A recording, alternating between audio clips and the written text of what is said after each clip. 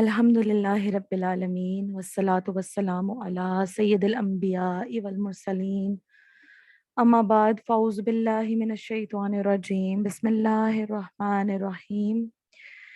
नबी रहमत हज़रत मोहम्मद मुस्तफ़ा सल्लल्लाहु अलैहि वालैहि वसल्लम की बारगाह में दुरूद व सलाम का नजराना पेश करते हैं। अस्सलातु वस्सलामु अलैका या सय्यदी या रसूल अल्लाह व अला आलिका व अस्हाबिका या खातमन नबिय्यीन। जैसे कि हमारा जो ये कोर्स है इसके 3 सेगमेंट्स होंगे। मतलब इसको हमने 3 हिस्सों में तक़सीम किया है। पहला जो सेगमेंट होगा वो होगा हमारा, हम पढ़ेंगे कुरान मजीद से। नूरे कुरान जिसका नाम रखा गया है, इसमें हम कुरान मजीद की कुछ आयात हैं उनको पढ़ेंगे। कुछ मुख्तसर से हम उसकी तफसीर पढ़ेंगे और कुरान मजीद की आयत से अल्लाह पाक ने जो हमें जो सिखाना चाहता है, अल्लाह पाक हमें जो सबक है हमारे लिए, वो बातें हमें सीखने को मिलेंगी। तो आज जो आयत हम पढ़ने जा रहे हैं वो है सूरह बकरा की आयत नंबर 3, जिसमें हम पढ़ेंगे नमाज के मुतालिक, नमाज कायम करना। और दूसरा जो हम पढ़ेंगे यानी इसमें बताया जाएगा कि अल्लाह की राह में खर्च करना। तो सबसे पहले इस आयत करीमा का हम तर्जुमा पढ़ते हैं। सूरह बकरा की आयत नंबर 3 है।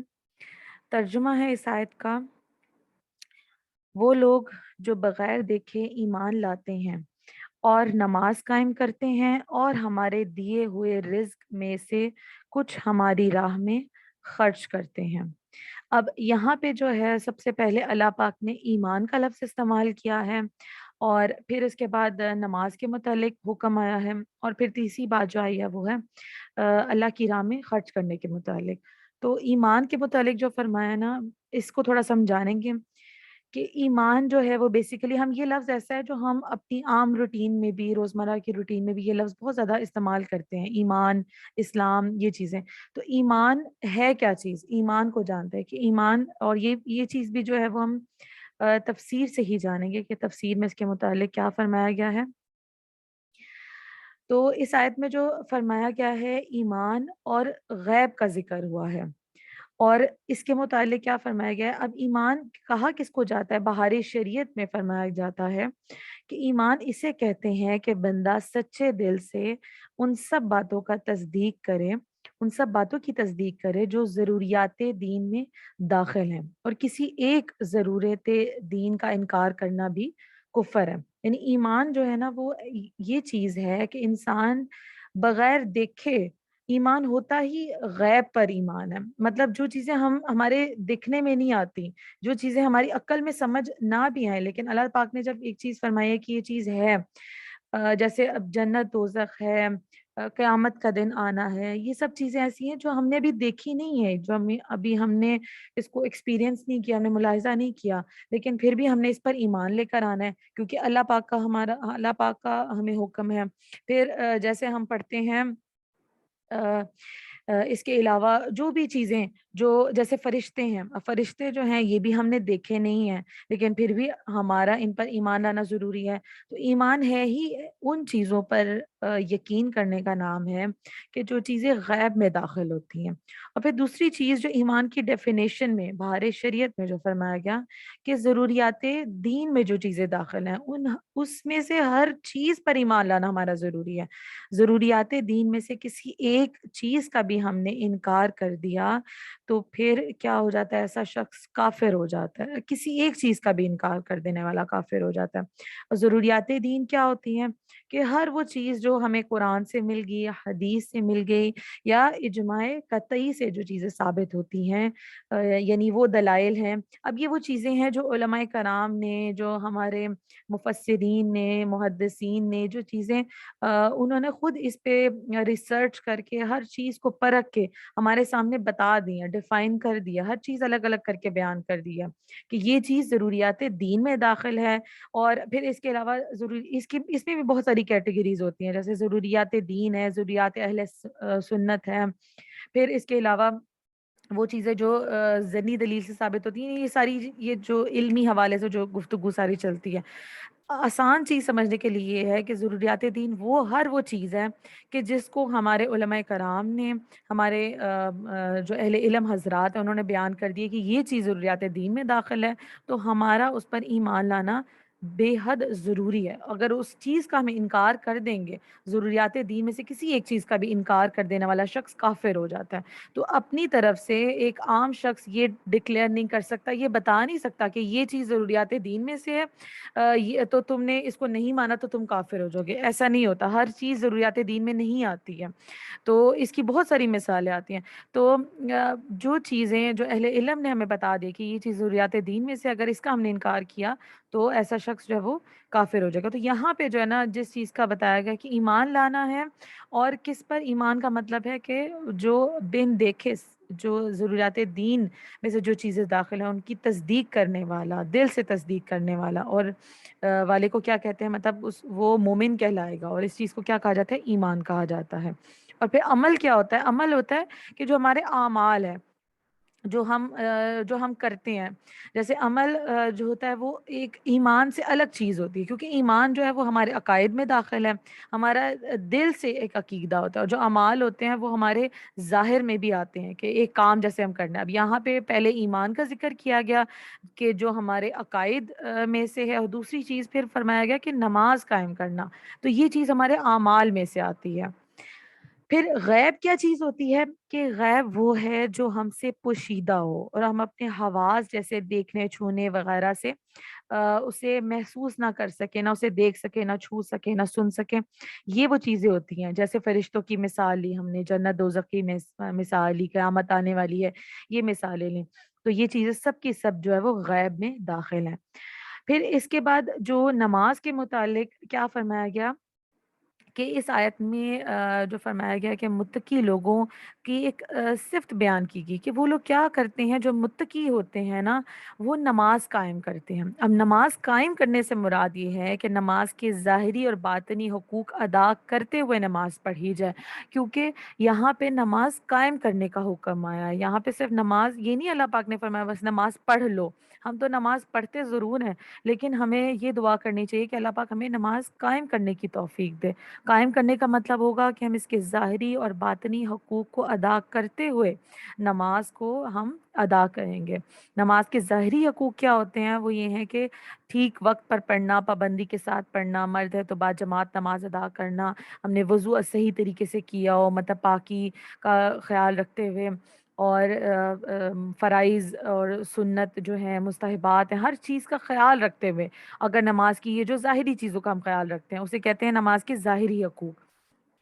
اور باطنی حقوق کیا ہوتے ہیں؟ باطنی حقوق یہ ہے کہ آدمی دل کو غیر اللہ کے خیال سے فارغ کر کے ظاہر اور باطن کے ساتھ بارگاہ الہی میں متوجہ ہو، اور بارگاہ الہی میں عرض و نیاز اور مناجات میں محو ہو جائے۔ اصل باطنی نماز یہ ہے کہ جس کو کہا جاتا ہے، نبی کریم صلی اللہ علیہ وآلہ وسلم نے اسی نماز کے متعلق فرمایا کہ نماز جو ہے وہ مومن کی معراج ہے۔ تو مومن کی معراج تبھی ہوگی، اسے معراج تبھی حاصل ہوگی جب وہ نماز میں مگن ہوگا، جب وہ ظاہر اور اپنے باطن کے ساتھ بھی نماز میں مگن ہوگا، یعنی اپنے خیالات کا جو محور اور مرکز ہے وہ اللہ کی ذات کو بنائے گا۔ نماز میں دیگر خیالات جو ہے وہ اس کو مطلب آتے تو ہیں، ہر کسی کو خیالات آتے ہیں، لیکن اس کو جھٹکنا ہوتا ہے، ہم نے اس کی طرف دھیان نہیں دینا ہوتا۔ نماز قائم کرنے کے فضائل اور نہ کرنے کی وعیدیں کچھ تفسیر میں بیان کی جاتی ہیں۔ قرآن مجید اور احادیث میں نماز کے حقوق کی ادائیگی کے ساتھ نماز پڑھنے والوں کے فضائل بھی بیان کیے گئے ہیں، اور نہ پڑھنے والوں کی مذمت بیان کی جا رہی ہے۔ چنانچہ سورہ مومنون میں اللہ پاک ارشاد فرماتا ہے، سورہ مومنون کی پہلی اور دوسری آیت ہے ترجمہ، کہ بے شک وہ ایمان والے کامیاب ہو گئے جو اپنی نماز میں خشوع اور خضوع کرنے والے ہیں۔ اب یہاں پہ اللہ پاک نے اس چیز کو اور ڈیفائن کر دیا کہ نماز میں جو خشوع و خضوع کے ساتھ داخل ہوتے ہیں وہی لوگ اللہ کے حضور کامیاب ہیں۔ پھر اسی صورت میں ایمان والوں کے مزید اوصاف بیان کرنے کے بعد ایک اور وصف بھی اللہ تعالیٰ نے بیان کیا، ترجمہ ہے، اور وہ جو اپنی نمازوں کی حفاظت کرنے والے ہیں، یعنی نمازوں کی حفاظت بھی ہم نے کرنی ہوتی ہے، اور ان اوصاف کے حامل ایمان والوں کے بارے میں پھر اللہ پاک نے فرمایا کہ یہی لوگ وارث ہیں، یہ فردوس کی میراث پائیں گے، وہ اس میں ہمیشہ رہیں گے۔ یعنی ایسے لوگوں کو جنت کی بشارت اللہ پاک نے دی ہے کہ جو نمازوں کو قائم کریں گے، اپنی نمازوں کو، اور اس میں خشوع و خضوع کا خیال رکھیں گے، اور پھر اپنی نمازوں کی حفاظت بھی کریں گے۔ پھر نماز میں سستی کرنے والوں اور نماز ضائع کرنے والوں کے بارے میں اللہ پاک ارشاد فرماتا ہے، سورہ نساء کی آیت ہے جس میں ترجمہ ہے، اللہ پاک فرماتا ہے بے شک منافق لوگ اپنے گمان میں اللہ کو فریب دینا چاہتے ہیں، اور وہی انہیں غافل کر کے مارے گا، اور جب نماز کے لیے کھڑے ہوتے ہیں تو بڑے سست ہو کر لوگوں کے سامنے ریاکاری کرتے ہوئے کھڑے ہوتے ہیں، اور اللہ کو بہت تھوڑا یاد کرتے ہیں۔ دیکھیں یہاں پہ فرما دیا گیا کہ ایسے لوگ ہوتے ہیں، کچھ ایسے لوگ ہوتے ہیں کہ جو اللہ کو فریب دے رہے ہوتے ہیں معاذ اللہ، یعنی وہ منافق لوگ ہوتے ہیں کہ جو نماز کے لیے کھڑے تو ہوئے ہیں لیکن ان کا خیال، ان کا دھیان بالکل بھی اللہ کی طرف نہیں ہوتا۔ ایک تو سستی کے ساتھ نماز میں داخل ہوتے ہیں، مطلب نماز پڑھنے میں سستی کرتے ہیں، اور پھر اگر نماز پڑھ بھی رہے ہیں نا تو وہ ریاکاری کر رہے ہوتے ہیں، وہ لوگوں کو دکھانے کے لیے نماز پڑھ رہے ہوتے ہیں۔ تو اس چیز سے ہمیں بچنا چاہیے۔ پھر ایک اور آیت میں اللہ پاک نے فرمایا تو ان کے بعد وہ نالائق لوگ ان کی جگہ آئیں جنہوں نے نمازوں کو ضائع کیا اور اپنی خواہشوں کی پیروی کی، تو عنقریب وہ جہنم کی خوفناک وادی غئی میں جا ملیں گے، مگر جنہوں نے توبہ کی اور ایمان لائے اور نیک کام کیے تو یہ لوگ جنت میں داخل ہوں گے، اور اس پر کوئی زیادتی نہیں کی جائے گی۔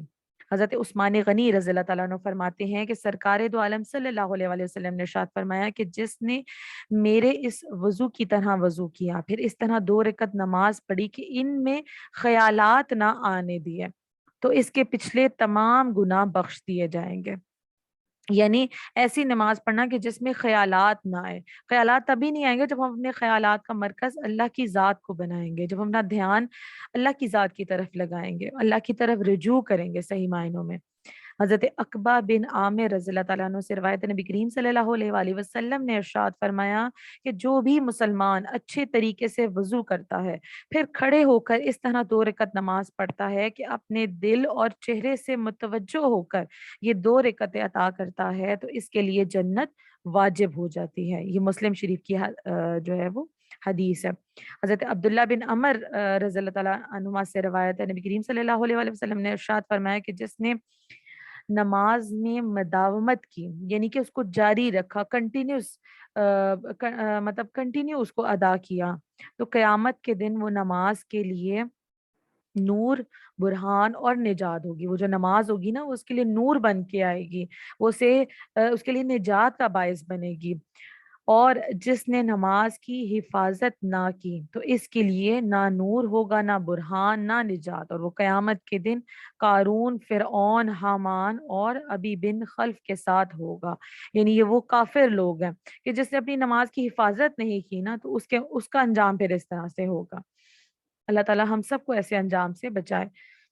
اگلی روایت ہے جس میں حضرت ابو سعید خدری رضی اللہ تعالیٰ عنہ سے روایت ہے کہ نبی کریم صلی اللہ علیہ وآلہ وسلم نے ارشاد فرمایا کہ جس نے جان بوجھ کر نماز چھوڑی تو جہنم کے اس دروازے پر اس کا نام لکھ دیا جائے گا کہ جس سے وہ داخل ہوگا۔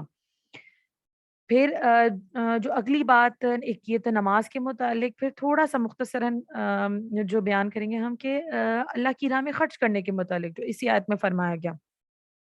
اب آیت کے اس حصے میں متقی لوگوں کا تیسرا وصف بیان کیا گیا ہے۔ پہلے تو ایمان، پھر دوسرا نماز، پھر تیسرا خرچ کرنا، کہ وہ اللہ تعالیٰ کے دیے ہوئے رزق میں سے کچھ اللہ تعالیٰ کی راہ میں خرچ کرتے ہیں۔ راہ خدا میں خرچ کرنے سے یا یہاں پہ زکوٰۃ مراد ہے، جیسے کئی جگہوں پر نماز کے ساتھ زکوٰۃ کا تذکرہ آتا ہے، یا اس سے مراد تمام قسم کے صدقات وغیرہ جیسے غریبوں، مسکینوں، یتیموں، طلباء، علماء اور مساجد وغیرہ کو دینا۔ نیز اولیاء کرام یا فوت شدہ کے ایصال ثواب کے لیے جو خرچ کیا جاتا ہے وہ بھی اسی میں داخل ہوتا ہے، کہ یہ سب کے سب جو ہیں وہ صدقات نافلہ، یہ نفلی صدقات میں سے ہیں۔ مطلب یا تو اس سے مراد یہاں پہ ہے کہ اللہ تعالیٰ نے یہاں پہ زکوٰۃ کا حکم دیا ہے، اور دوسری بات ہے کہ یا تو یہاں پہ پھر مراد لی گئی ہے کہ جو نفلی صدقات ہیں ان کا بھی حکم دیا گیا ہے۔ یہ تھا ہمارا نور قرآن کا سیگمنٹ۔ پھر اگلا جو ہم پڑھتے ہیں، آج ہم پڑھیں گے محرم الحرام کا تعارف۔ محرم الحرام جو ہے، ہم سب جانتے ہیں کہ اسلامی مہینوں میں سب سے پہلا مہینہ جو ہے وہ محرم الحرام کا مہینہ ہے۔ اسلامی مہینوں میں سے پہلا مہینہ ہے، اور یہ بہت ہی برکتوں والا مہینہ ہے۔ محرم کو جو ہے وہ اللہ پاک کو اس مہینے سے بڑی محبت ہے، اور اللہ پاک نے اسلامی سال کا آغاز بھی جو ہے وہ اسی مہینے سے کیا، اور محرم کو جو ہے وہ بڑی برکتوں والا مہینہ کہا جاتا ہے، کیونکہ اس میں جو ہم نیک اعمال کرتے ہیں اس کا اجر و ثواب بہت زیادہ بڑھا کے اللہ پاک ہمیں دیتا ہے۔ اور پھر خاص طور پہ جو عاشورہ کا دن آتا ہے، یعنی اس مہینے کی جو 10 تاریخ، جس کو خاص فضیلت حاصل ہے، اس دن کو یوم عاشور بھی کہا جاتا ہے۔ اب اس دن کو ایک تو سب سے جو ہم امت مسلمہ کے لیے جو سب سے اہم واقعہ ہے وہ ہے حضرت امام حسین پاک کی شہادت، واقع کربلا جو اس دن ہوا۔ پھر اس کے علاوہ بہت سارے اور بھی واقعات ہیں جو محرم الحرام میں ہوئے ہیں، مطلب اور آگے بھی ہوں گے، جیسے اب قیامت کا دن ہے وہ بھی محرم یہی آتا ہے روایات میں کہ عاشورہ کے دن ہی قیامت جو ہے وہ قائم ہوگی۔ تو مختصراً جو ہے وہ واقع کربلا کو بیان کرتے ہیں، کیونکہ ہم نے اس چیز کو مختصراً بیان کرنا ہے۔ ہر مہینے کے بارے میں ہم تھوڑا تھوڑا پڑھیں گے اسلامی مہینوں کے متعلق۔ تو محرم الحرام میں جو عاشورہ کا دن آتا ہے، اس کو واقع کربلا جس دن واقعہ ہوا تھا، تو واقع کربلا کے متعلق تھوڑا سا بیان کرتی ہوں۔ واقع کربلا ہے کیا کہ اس دن ہمارے نبی کریم صلی اللہ علیہ وآلہ وسلم کی سب سے چھوٹی پیاری بیٹی حضرت فاطمہ تو زہرا رضی اللہ تعالیٰ عنہ کے بیٹے حضرت امام حسین پاک کو شہید کیا گیا تھا، اور آپ کے دیگر جو نبی کریم صلی اللہ علیہ وسلم کی آل اولاد میں سے کتنے لوگوں کو، آپ کے گھر والوں کو، خاندان والوں کو اس دن شہید کیا گیا تھا۔ تو واقع کربلا جو ہے یہ مقام کربلا میں پیش آیا۔ مقام کربلا جو ہے یہ ایک جگہ کا نام ہے، اور یہ عراق کے اندر ایک جگہ یہ واقعہ ہے، اور یہ واقعہ جو ہے یہ کب کا ہے، 61 ہجری کا ہے۔ اور اس وقت کیا ہوا تھا کہ یزید نامی ایک برا شخص تھا جو کہ لوگوں پر بہت ظلم کیا کرتا تھا، اور اس نے کیا کرنا تھا، اس کا یہ کام تھا کہ مطلب یہ ایک شرابی تھا، اور انتہائی یہ ایک جو ہے نا اوباش قسم کا شخص تھا، فاسق تھا، نہ نماز کی طرف توجہ نہ کچھ، بس مطلب دوسری غلط چیزوں کی طرف اس کا دھیان تھا۔ اس نے کیا کہا تھا، اس نے حضرت امام حسین پاک اور دیگر جو اس ٹائم اصحاب موجود تھے ان سے یہ کہا تھا کہ آپ میرے ہاتھ پر بیعت کریں، اور مجھے جو ہے وہ مجھے یعنی لیڈر بننا ہے، مجھے سربراہ بننا ہے، مجھے حکمران بننا ہے۔ امام حسین پاک نے یہ چیز گوارا نہیں کی، مطلب ایک ایسا شخص جو ہے جو انتہائی بدکار ہے، نہ نمازی ہے نہ پرہیزی ہے، بلکہ الٹا ان چیزوں کو مطلب دین کا دشمن ہے، تو اس شخص کو کیسے سربراہ بنایا جا سکتا ہے، اس شخص کو کیسے لیڈر بنایا جا سکتا ہے؟ مطلب ایسا شخص جو دین سے دوری رکھتا ہو، تو ایسا شخص دین کو فروغ کیسے دے گا، دینی کام کیسے کرے گا؟ تو اس چیز کو گوارا نہ کرتے ہوئے پھر امام حسین پاک نے اس کی بیعت کرنے سے جو ہے وہ انکار کر دیا تھا، اور یزید جو ہے وہ اپنی بات پر ڈٹا رہا تھا، اور اس نے پھر معاذ اللہ یعنی یہ سارا کام کیا کہ دیگر اپنے جو ہے لوگوں کو اپنے ساتھ ملایا، اور پھر کیا کیا کہ امام حسین پاک کو اسی کربلا کے مقام پر اور آپ کے ساتھیوں کو جو ہے وہ شہید کیا گیا تھا۔ اس میں جو ہے وہ کوفہ کے بہت سارے لوگ بھی شامل تھے۔ کوفہ جو تھا وہ بھی عراق کا ایک شہر تھا، جن لوگوں نے مطلب ان لوگوں نے جھوٹ بول کر امام حسین پاک کو بلایا تھا پہلے، اور کہا تھا کہ آپ مدینہ پاک سے یہاں تشریف لے آئیں ہمارے پاس، اور ہم جو ہے وہ آپ کے ہاتھ پر بیعت کریں گے، ہم آپ کو لیڈر مانتے ہیں، اور ہم یزید کو نہیں مانتے۔ لیکن جب امام حسین پاک تشریف لے آئے، اور بہت سارے خطوط بھیجے گئے تھے حضرت امام حسین پاک کو، تو جب امام حسین پاک تشریف لے آئے تو کیا ہوا کہ یہ لوگ سب کے سب مکر گئے تھے، اور یہ یزید کی فوج میں شامل ہو گئے تھے۔ بہرحال بعد میں ان سب کے ساتھ بہت زیادہ برا ہوا تھا، مطلب دنیا میں بھی ایسے لوگوں کے ساتھ بہت برا ہوتا ہے، اور آخرت میں بھی ان کا انجام بہت ہی برا ہوگا۔ اب 10 محرم کے دن ہمارے لیے کرنے کے کیا کام ہے کہ اس کے حوالے سے نبی کریم صلی اللہ علیہ وسلم کا ارشاد مبارک ہم پڑھتے ہیں کہ حضور صلی اللہ علیہ وآلہ وسلم نے ہمیں اس دن کے متعلق کیا فرمایا۔ تو حضور صلی اللہ علیہ وآلہ وسلم نے فرمایا کہ اگر مومن زمین بھر سونا خرچ کرے تو بھی عشورے کی فضیلت نہیں پا سکے گا، یعنی جتنا بھی ہم خرچ کریں گے نا، تو اس دن اتنی زیادہ فضیلت ہے اس دن خرچ کرنے کی، اس دن کوئی بھی نیک عمل کرنے کی۔ پھر فرمایا کہ اس دن इनके लिए जन्नत के 8 दरवाजे खोल दिए जाएंगे, जिस दरवाजे से चाहे जन्नत में दाखिल हो जाएं। और फरमाया कि जो कोई आशूरा के दिन रोजा रखेगा तो और वो अपने कज़ा शुदा रोजे और फौत शुदा सदकात को पाए और नेक काम करने वाला शब कदर का सवाब पाएगा। यानी शब कदर को जो इनामात हमें अल्लाह ताला शब कदर के दिन अता फरमाता है ना, यानी फरमाया कि जो नेक काम करने वाला है ना अशूरा के दिन, उसको शब कदर के बराबर सवाब दिया जाएगा।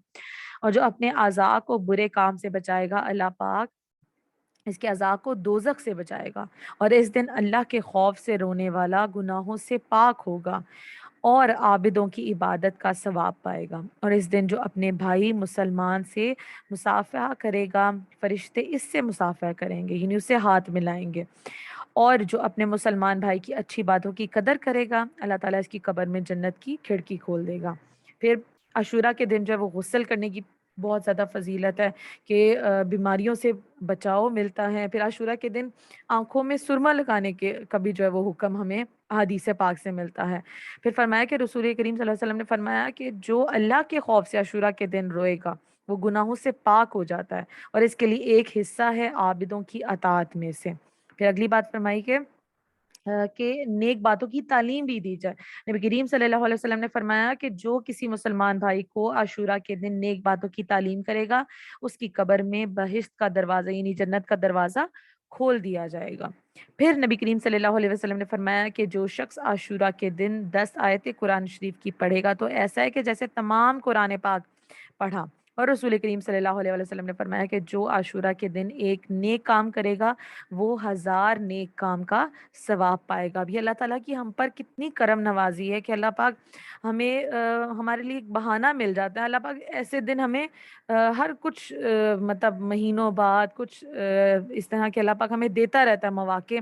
कभी रजब के महीने में, अभी जैसे ज़िलहज का महीना गुज़रा तो इसकी कितनी ज़्यादा बरकतें फ़ज़ीलतें हैं। फिर अब मुहर्रम का महीना आ गया, इसकी बरकतें फ़ज़ीलतें। हर महीने में अल्लाह ताला ने बरकतें, रहमतें रखी हैं। ये अल्लाह पाक का हम उम्मत मुस्तफ़ा पर ये करम है कि अल्लाह पाक हमें बख्शने के बहाने ढूँढता है कि किसी तरह से मेरे जो बंदे हैं वो मेरी तरफ रुजू कर लें और इनकी बख्शिश हो जाए। फिर अगला जो हम पढ़ते हैं जन्नत और दोज़ख के मुतालिक। अब ये चीज़ें जो हैं ये भी हमारे अकायद में से दाखिल है। हमारा आखिरी सेगमेंट जो है वो हम जन्नत और दोज़ख के मुतालिक मुख्तसरन पढ़ेंगे। हम सभी मुसलमान जानते हैं, बल्कि बच्चा-बच्चा जो है वो अकीदा है, उसका ईमान है कि जन्नत और दोज़ख जो है वो बरहक हैं, मौजूद हैं। तो देखिए अल्लाह पाक जो है वो सूरह आले इमरान में फरमाता है और दुनिया की ज़िंदगी तो सिर्फ़ धोखे का सामान है। दुनिया की ज़िंदगी क्या है? यानी कि छोटी-सी ज़िंदगी है कि हम छोटी-छोटी चीज़ों को कितना ज़्यादा हम कर रहे होते हैं कि पता नहीं हम ऐसे सोच रहे होते हैं कि जैसे पता नहीं हमने मतलब आबे हयात पी कर आए हैं और हमने हमेशा-हमेशा दुनिया में रहना है। हम इतना ज़्यादा आगे का सोच रहे होते हैं, इतनी फ्यूचर प्लानिंग कर रहे होते हैं या इतने खदशात होते हैं हमारे दिलों में, दिमागों में या फ्यूचर के मुतालिक हम ज़्यादा सोच रहे होते हैं। हम ये नहीं सोचते कि हमें नहीं पता हमारा अगला पल हमें नसीब ही होता है या नहीं होता। ऐसी नागहानी अमवात भी वाक़ई हो जाती हैं, इंसान को नहीं पता होता अपने मुतालिक। तो इसीलिए हमें बार-बार कुरान पाक पढ़ें तो बार-बार जन्नत, दोज़ख के मुतालिक, क़यामत के मुतालिक हमें बार-बार इसका ज़िक्र जो है वो मिलेगा। और ये इसलिए होता है ताकि हम मतलब अल्लाह की तरफ रुजू करें। हमें अपनी आखिरत जो हमारी हमेशा रहने वाली ज़िंदगी है उसकी फ़िक्र होनी चाहिए। तो इसके मुतालिक ये जो हमारा पूरा सेगमेंट है, ये पूरा महीना जो हम पढ़ेंगे जन्नत दोज़ख के मुतालिक बहुत सारी बातें हम पढ़ेंगे। तो आज जो हमारा टॉपिक है वो है जन्नत और दोज़ख का इनकार कैसा है? यानी जन्नत और दोज़ख का इनकार करने वाला ये किस ज़ुमरे में आता है ऐसा शख्स? तो अभी जैसे हमने पढ़ा ज़रूरियात दीन से मुतालिक कि जो चीज़ें ज़रूरियात दीन में दाखिल है ना, उनका अगर इनकार किया गया, तो ऐसा शख्स जो है वो काफ़िर हो जाएगा। तो जन्नत और दोज़ख जो है वो भी ज़रूरियात दीन में से हैं, तो लिहाज़ा इन पर ईमान लाना इंतहाई ज़रूरी है। अगर इस पर कोई यकीन नहीं रखेगा ना कि जन्नत दोज़ख से बेपरवाही ज़ाहिर करेगा, यानी कि इस तरह से उसके अल्फाज ऐसे होंगे या उसकी बातचीत में या उसकी किसी भी चीज़ में ऐसी कोई बात ज़ाहिर होगी कि जैसे वो जन्नत दोज़ख का इनकार कर रहा है, तो ऐसा शख्स जो है वो कुफ़र के ज़ुमरे में आ जाता है। ایسے الفاظ جو ہوتے ہیں وہ کفر کے زمرے میں آ جاتے ہیں، لہٰذا ہمیں سوچ سمجھ کر اپنے الفاظ استعمال کرنے چاہیے۔ ضروریات دین سے مراد ہے کہ اسلام کے وہ احکامات ہے کہ جن کو ہر خاص اور عام جانتے ہوں، جیسے اللہ پاک کا ایک ہونا، انبیاء کرام کی نبوت، نماز، روزہ، حج، جنت، دوزخ، قیامت میں اٹھایا جانا، حساب کتاب وغیرہ، یعنی ہر یہ چیزیں جو ہمارے عقائد میں سے ہیں، تو ان کو جو ہے وہ کیا کہا جاتا ہے، ضروریات دین میں سے، اور ان سب پر ایمان لانا ہمارے لیے انتہائی ضروری ہے۔ اور اس میں سے موسٹ امپورٹنٹ، بہت بہت اہم عقیدہ ہمارا کیا ہے، نبی کریم صلی اللہ علیہ وآلہ وسلم کی ختم نبوت پر ایمان لے کر آنا، کہ نبی کریم صلی اللہ علیہ وآلہ وسلم آخری نبی ہیں اور آپ کے بعد کوئی نبی نہیں آئے گا، اور جو شخص ختم نبوت کا منکر ہے وہ شخص کافر ہے۔ یہ پورا جو ہے، یعنی یہ ہر مسلمان کا پکا عقیدہ ہونا چاہیے، یعنی حضور کے بعد کوئی نبی نہیں ہو سکتا۔ یہی چیز بھی ضروریات دین میں سے داخل ہے۔ ضروریات دین کا منکر، بلکہ اس میں ادنا شک کرنے والا جو ہوتا ہے وہ بھی بالیقین کافر ہو جاتا ہے۔ جنت اور دوزخ جو ہے وہ برحق ہیں، جنت اور دوزخ کا انکار کرنے والا کافر ہے۔ جنت اور دوزخ پیدا ہو چکی ہیں اور ہزاروں برس سے موجود ہے، جیسے سورہ بقرہ میں ہم پڑھتے ہیں جب حضرت آدم علیہ السلام کی پیدائش کا واقعہ، پھر آپ کا جنت میں رہنا، پھر وہاں سے دنیا میں تشریف لے کر آنا، تو یہ چیز اس چیز کو ظاہر کرتی ہے کہ جنت اور دوزخ پہلے سے اللہ پاک نے پیدا کر رکھی ہیں، اور یہ سب چیزیں جو وہ موجود ہیں۔ تو آج ہماری کلاس کا یہیں پہ اختتام ہوتا ہے۔ دعا کرتے ہیں کہ جو پڑھا سمجھا اللہ تعالیٰ سے اپنی بارگاہ میں قبول و منظور فرمائے، اور ہم سب کو نیک اعمال کرنے کی توفیق عطا فرمائے، اور ہم سب کو دین میں اس دین پر استقامت عطا فرمائے۔ آمین ثم آمین۔